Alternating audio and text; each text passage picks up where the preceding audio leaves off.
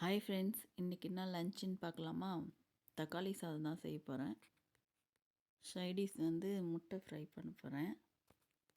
சாதம் வேக வச்சிட்ருக்கேன். தக்காளி சாதத்துக்கு தேவையான பொருட்கள்: ஒரு வானல் வச்சு அதில் எண்ணெய் ஊற்றிக்கலாம், கடுகு சேர்த்துக்கலாம், பெருஞ்சீரகம் சேர்த்துக்கலாம், பொரியட்டும். பட்டை, கிராம்பு, அன்னாசிப்பூ, பிரிஞ்சி இலை பொரியட்டும். ஒரு பெரிய வெங்காயத்தை பொடி பொடியாக கட் பண்ணி வச்சுருக்கேன். நல்லா வதக்கி விட்டுக்கலாம். 2 பச்சை மிளகா கட் பண்ணி சேர்த்துக்கலாம். குட்டியாக இஞ்சியை கட் பண்ணி சேர்த்துக்கலாம். 4 பூண்டு பல்ல குட்டி குட்டியாக கட் பண்ணி சேர்த்துக்கலாம். கருவேப்பிலை சேர்த்துக்கலாம். நல்லா வதக்கி விட்டுக்கலாம். 4 தக்காளியை குட்டி குட்டியாக கட் பண்ணி சேர்த்துக்கலாம். நல்லா வதக்கி விட்டுக்கலாம். தண்ணி சேர்க்காமல் வதக்கிக்கலாம். கொஞ்சமாக வதங்கினோடனே மஞ்சத்தூள், காரத்தூள்,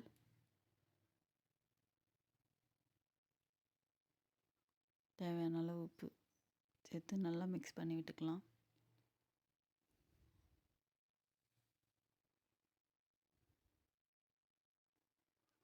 வதங்கட்டோன்னு மூடி போட்டு வேக விட்டுடலாம்.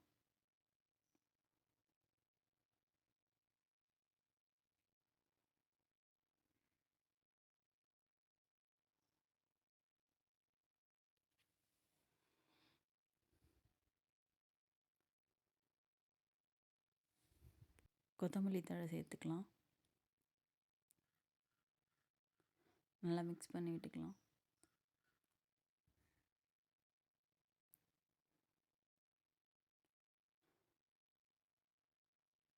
தக்காளி தொக்கு ரெடி ஆகிடுச்சு. முட்டையை ஃப்ரை பண்ணுறதுக்கு மசாலா ரெடி பண்ணிக்கலாம். குழம்பு மிளகாய்த்தூள் 1 ஸ்பூன், உப்பு தேவையான அளவு, தண்ணி ஊற்றி மிக்ஸ் பண்ணி வச்சுக்கலாம்.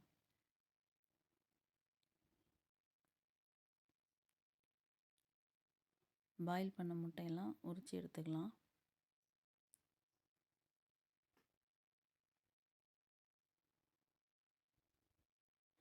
முட்டையை பாதி பாதியாக கட் பண்ணி எடுத்துக்கலாம். தோசைக்கல்லில் வச்சு எண்ணெய் ஊற்றிக்கலாம்.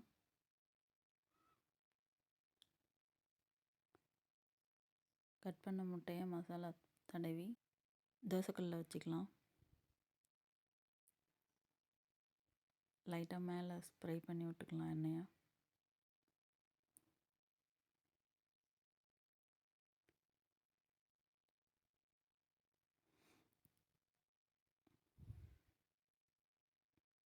திருப்பி விட்டுக்கலாம்.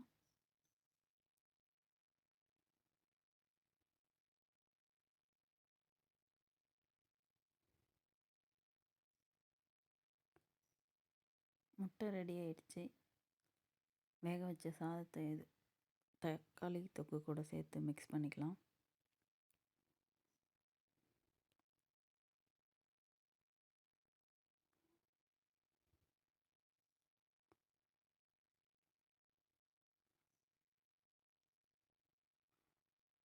தக்காளி சாதம், முட்டை. வாங்க ஃப்ரெண்ட்ஸ், சாப்பிட்லாம். இந்த வீடியோ உங்களுக்கு பிடிச்சிருந்தால் லைக் பண்ணுங்கள், கமெண்ட் பண்ணுங்கள், சப்ஸ்கிரைப் பண்ணுங்கள். தேங்க்யூ.